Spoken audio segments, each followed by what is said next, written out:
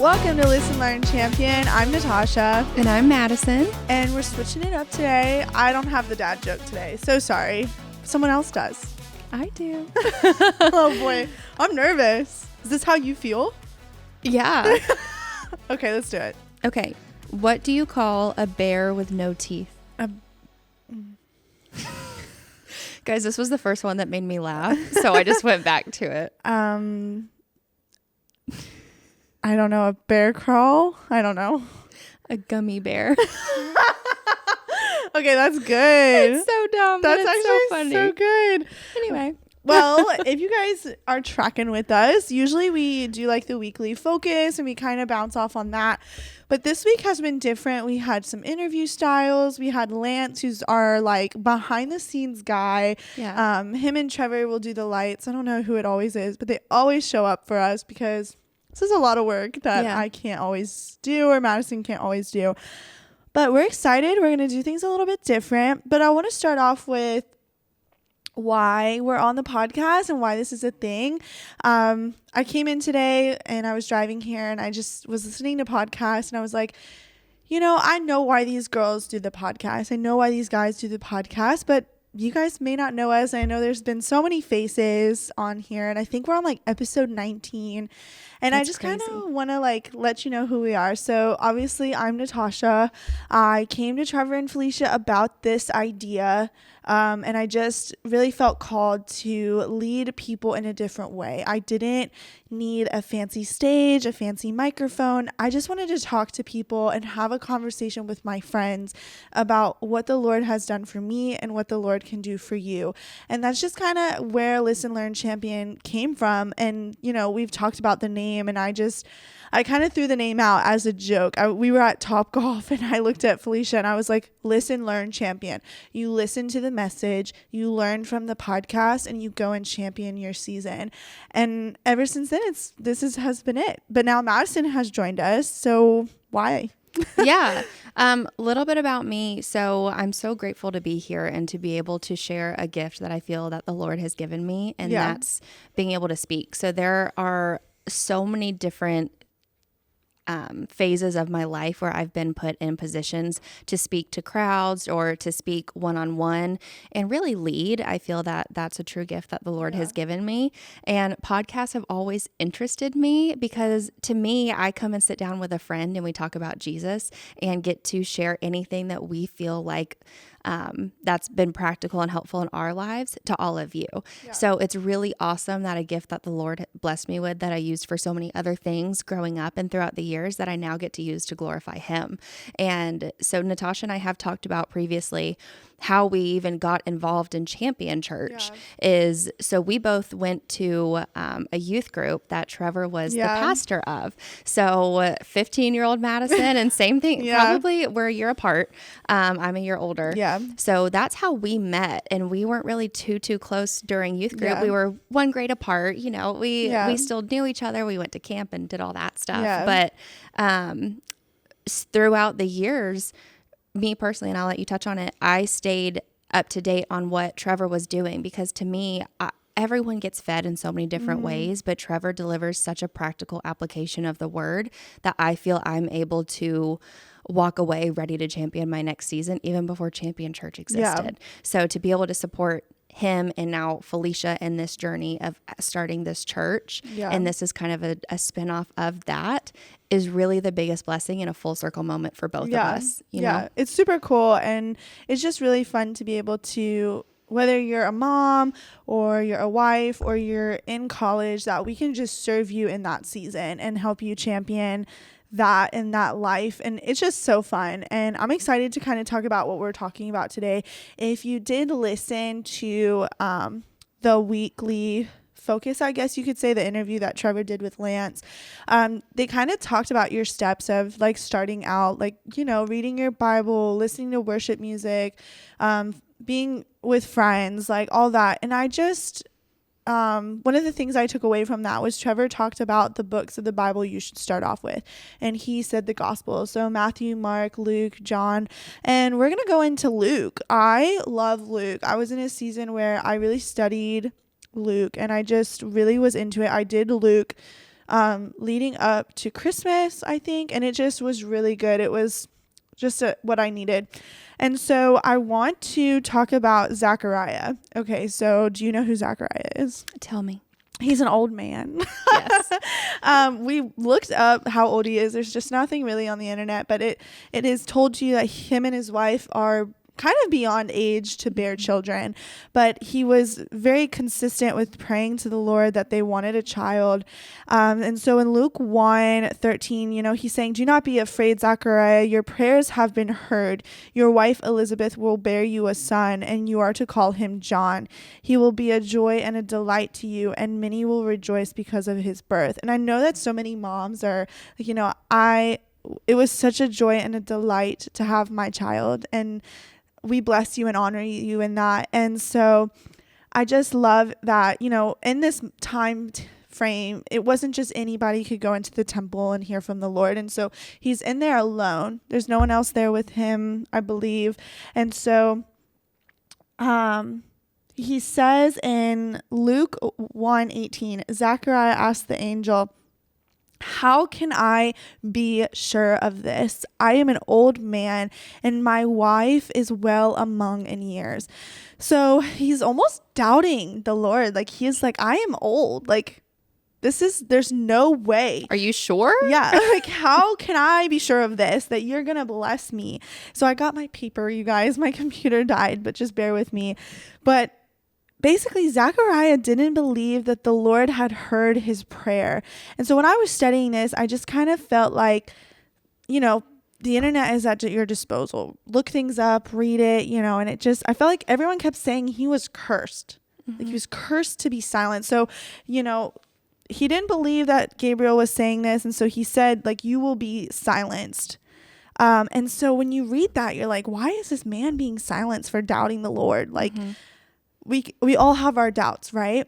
And so I just kind of felt like the Lord was telling me that, he wasn't cursed to be silenced. He was rather blessed and encouraged to know that silence makes room for the fullness of God and all of his power and blessing. But how do we make the most of the seasons of silence? Because we all know that there's seasons where you just feel like the Lord isn't maybe listening or he's not answering. Yeah. Let's go through that timeline one more time really quickly. So we have Zachariah, and he is praying with his wife for a child. They desire a child so much. They're older in age, typically at a non-childbearing age. Mm-hmm. So they are praying for a child. Gabriel delivers the news that they will have a child. Mm-hmm. Zachariah then is questioning this, and then he is silent. So Gabriel delivers the news that Zachariah is silenced until the birth of the child. So kind of to paint a picture is you're praying and praying and praying for the Lord to provide for something, and then you almost get a sign that it's going to happen, or it does happen, and you look at the Lord and say, are you sure? Is this really you? Did you hear me, or is this just by happenstance? Is this a coincidence? No. Yeah. No coincidences. That's what I always say. It's always the Lord's work. Yeah. So I think even if it's not this exact situation that you are in, it can be applied. You're praying and you're praying and you're praying and you're praying, and then you hear a sign that it's going to happen. And you're like, but really? Is it really going to happen? Are you sure? So I think it's just continuing to know that your prayers are being heard. And if you're in a season of silence, a lot of work is being done. Yeah. And that sometimes can be, I feel like, maybe discouraging to people. Like, they're like, well, that's not good enough. And I feel like we've talked about this before. We live in a society of instant gratification. And I feel like if you are being consistent with your prayer life and you're being consistent with the Lord is going to deliver in more ways than you will know. Because again, he's a creator. Like, he does not need to make something happen in your timing and in your way, because his way is always better, and it just takes time, and so we'll kind of switch to Mary. I love Mary. She's so cute. I just see like this little kid. Yeah. We talked about this before we started recording, that in this time period, I might not be correct, but you hear this often that back in the day, people were married at 15. You know, they had children very young. Not like now, people aren't getting married at 15 years old. That's not a thing. But it wasn't taboo for people to get married at 15 back then. It was just, it was just that time period, you know, it was just it was what they were accustomed to. It was the norm. Yeah. And you didn't get to date, you know, they kind of gave you your husband. And so arranged. And if you don't know the story, Mary was arranged to Joseph. They were to get married. I think scholars say that Joseph was older than Mary and whatever, you know, all the things. So in this, if you don't know the story, Mary has an encounter with Gabriel, an angel, the same angel that Zachariah had an encounter with. And, you know, he started off with saying, "Do not be afraid, Mary, you have found favor with God." And she goes on to say that his kingdom will never end, and that you will have a descendant of his forever. And so in Luke 1:34, she says, "How will this be?" Mary asked the angel, "since I am a virgin." So she's told that she's going to be pregnant with the highest of kings, and she's a virgin. You know, can't imagine what's going through her mind in this season, like the judgment, the total fear. And I just remember, like, you know, comparing it to Zachariah. Zachariah doubted his age and didn't understand why all of a sudden he can be pregnant. But Mary was just like, okay, but how? Like, I am a virgin. Like, I don't even, what? Almost like, why me? Yeah. Yeah. And so she welcomed God's gift, and that was unplanned. So, you know, it's an unplanned encounter that now she's going to be pregnant. I'm gonna be daring and say that it was maybe even unwanted, but she knew that she was the Lord's child and wanted to fulfill the Lord's plan for her life. How do we openly accept God's plan as our own, even if it's unwanted? I think the Lord does a lot of work when it comes to the mental acceptance of situations, whether it be good or whether it be bad. Yeah. Just through my personal life experiences, it's so funny because even me sitting here right now, I swore after college I was moving to New York. I was going to be, you know, major fashion, you know, just thinking about I shouldn't say the devil wears Prada, the movie growing up, and the intern and all of these movies. That was going to be me. And the Lord seriously worked on my heart. That's the only thing that I can refer it to in this situation. But I knew I needed to come back to Florida. I really missed my family, and I knew that my future husband was here. And the Lord really humbled me and said, yes, I gave you these desires, but it doesn't have to be the picture perfect movie title that you've seen your whole life. You can still use these gifts that I've given you surrounded by your people. And little did I know that within a year, I'd be working for a family business surrounded by them, engaged to the love of my life, who was recently baptized within the past couple of months. And the Lord has just done such amazing work. And when I was applying for jobs post-grad, I wasn't getting anything in New York. I wasn't getting accepted into internships in all of these big cities that I wanted to go to. And I was thinking, Lord, you gave me this desire. Why is it not happening for me? And you have those frustrations. And you're like, Lord, this is what you want me to do.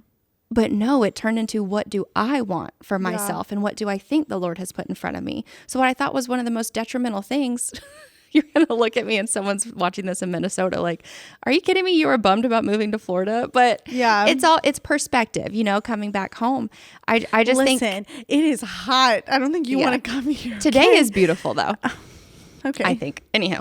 But I know I kind of went on a little bit of a ramble, but I think it's important to give those life experiences of. Absolutely. And of course, it was all blessings throughout. And I'm so grateful to be at the place that I am. But what you think, the desires that the Lord has placed in your heart, and those moments of silence where you're like, okay, what's going on? Who's working? You know, I just feel like I'm hearing nothing. Yeah. Think about the moms. Think about when your kids are quiet, right? That's probably when they're doing the most. They're coloring on a wall or they're doing something.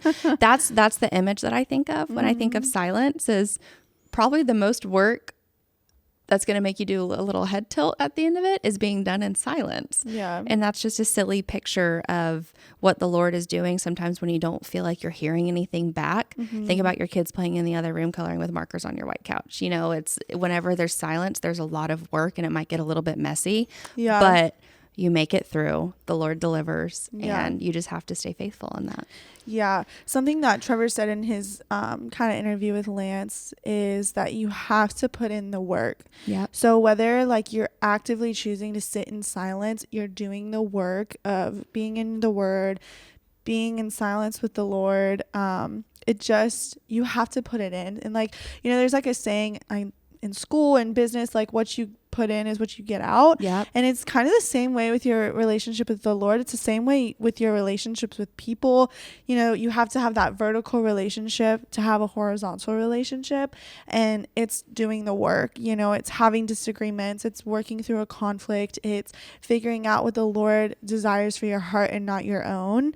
And, you know, I thought I had my life all figured out. Like, I was like, I'm not going to get married till I'm 30. I don't want to be engaged. I was happy with what the Lord was doing for me in my season. And now I'm engaged and I'm getting married. So it's just your desires change. But if it changes to further the kingdom and advance what God's wanting for your life, it's a blessing in disguise. It's a blessing in silence, you know? Yeah. And kind of talking about the silence and what you think is a curse. Yeah. Without getting too incredibly personal, talking about Rob, my fiance, and his life, he had a very big life event happen last year around this time. Yeah. And it took him in a few different directions.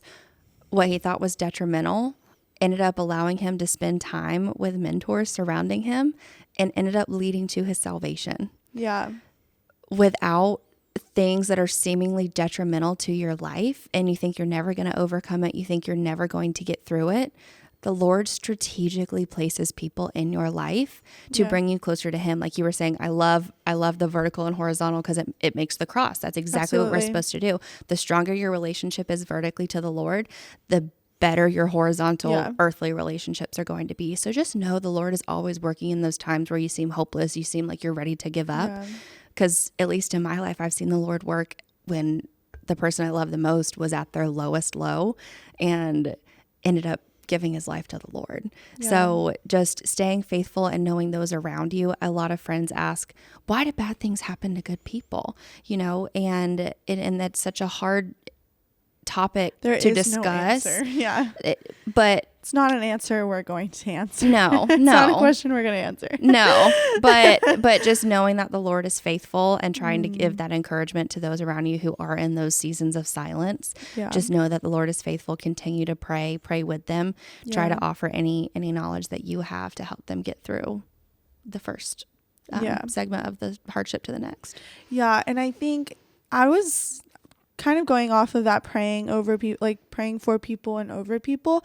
I was in a season where I was afraid to pray out loud, and you know, it's hard to kind of overcome that because culturally people don't accept praying in public. It's just, I don't know, you don't see it often anymore.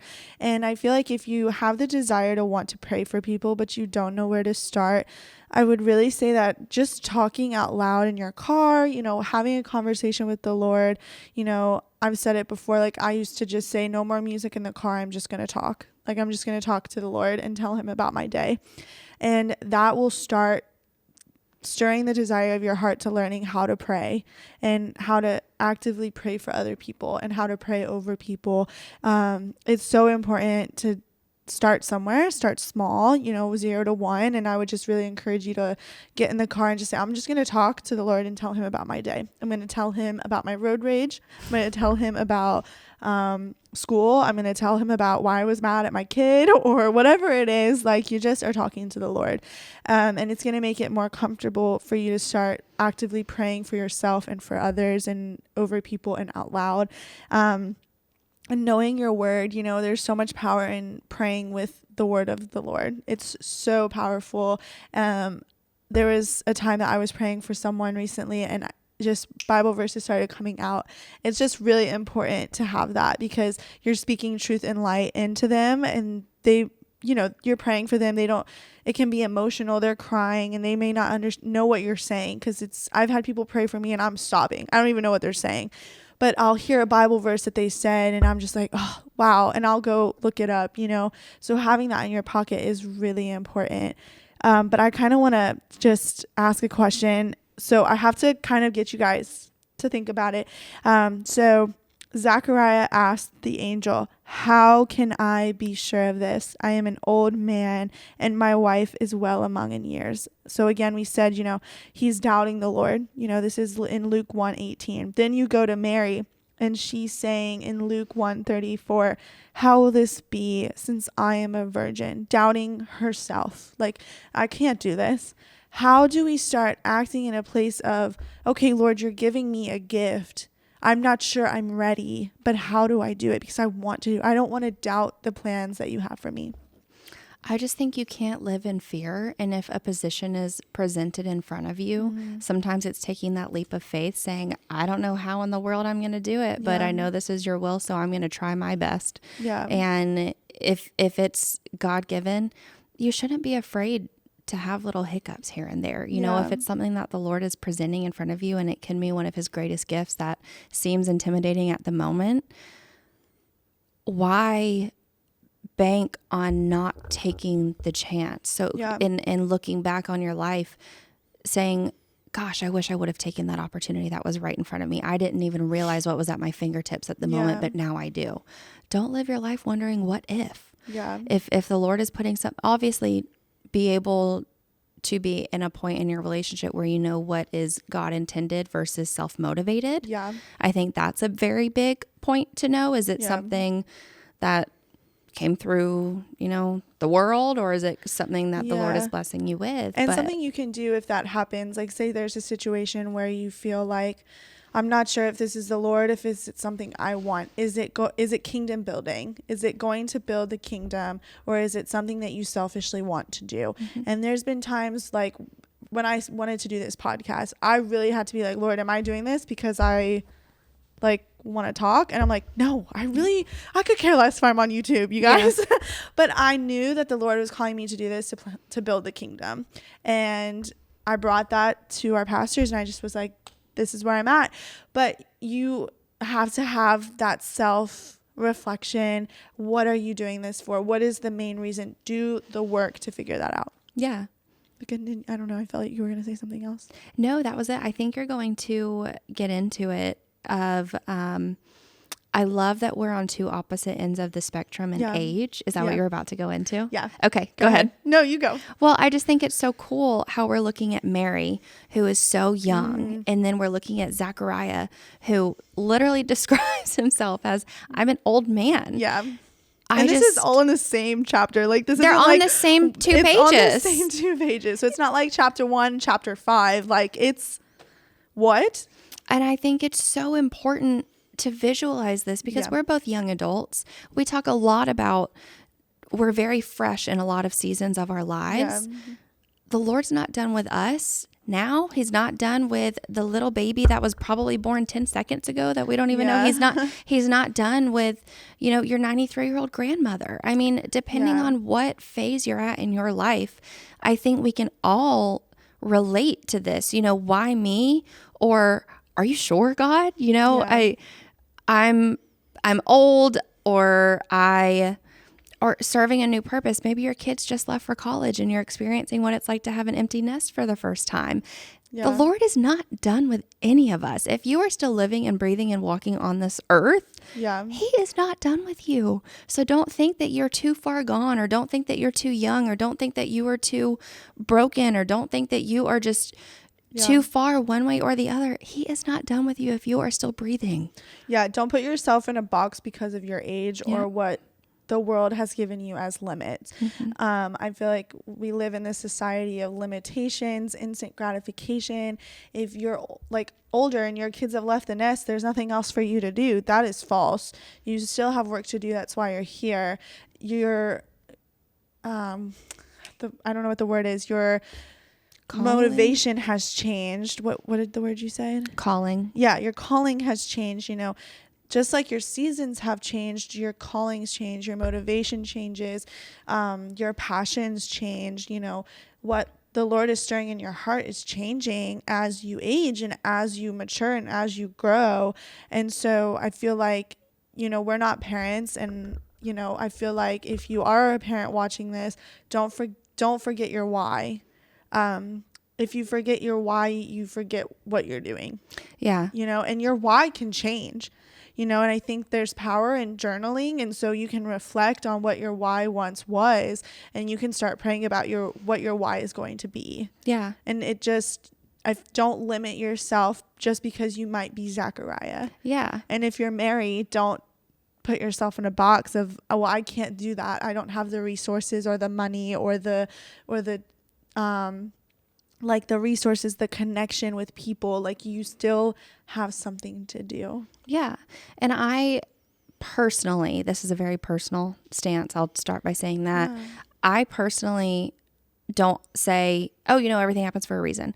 I personally like to say every situation that you go through in your life serves a purpose to help someone else that's going to be in that same exact position. Yeah. So say you're now in your 70s and you are an empty nester 20 years ago or so, and there's a new younger mom whose kids just went off to college.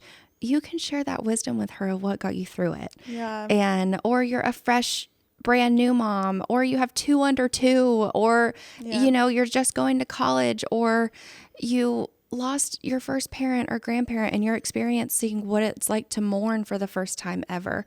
Use those experiences to help those around you in the right timing and with the right healing. Yeah. But use those to grow through what you've been through, and be able to share that wisdom with those around you. God's not done with your story. He's not done with your testimony. Yeah. He's not done working through you. He's not done giving you new passions and projects and experiences yet, and no matter what phase of life that you're in. Yeah. I think you have to have the intimacy with the Lord to do those things. Mm-hmm. And I know that we both encourage you to find that intimacy, and Champion Church encourages you to find that intimacy with the Lord. And we encourage you and challenge you for this week is to turn your how can this be into, all right, Lord, how will this be for my life? And I love that, Natasha. We're just going to challenge you with that, and I just hope that you can reflect throughout the weeks about, are you a Zachariah or are you a Mary? Yeah. And I just have to give props and a compliment to you. You did a beautiful job putting this together. The Lord really placed this on Natasha's heart. So it's awesome that we both connected on it. But this truly came from what the Lord has been putting on her heart throughout these past couple of days. So it's just so evident, like we were talking about your passions at the beginning of this. Yeah. The Lord is doing such amazing things with her. So so grateful to be here with you and see what the Lord is doing in your life and through bringing content to everyone that's watching us. And we had 125 returning viewers. Okay. So welcome back. Thanks for hanging out with us. I know we're just two crazy young adults, but that wear bright colors and we're obnoxious. Hopefully we bring something fun and encouraging to your Wednesdays, and we're just a little snippet of excitement and gave you something to do and encouragement either on your way to work or from work or during your lunch break, whenever you're listening to us. But we really love this, and we really love you guys. And next week we will be doing back to our original series of stories you should know. So tune in for that next week. Bye, guys. Bye, guys.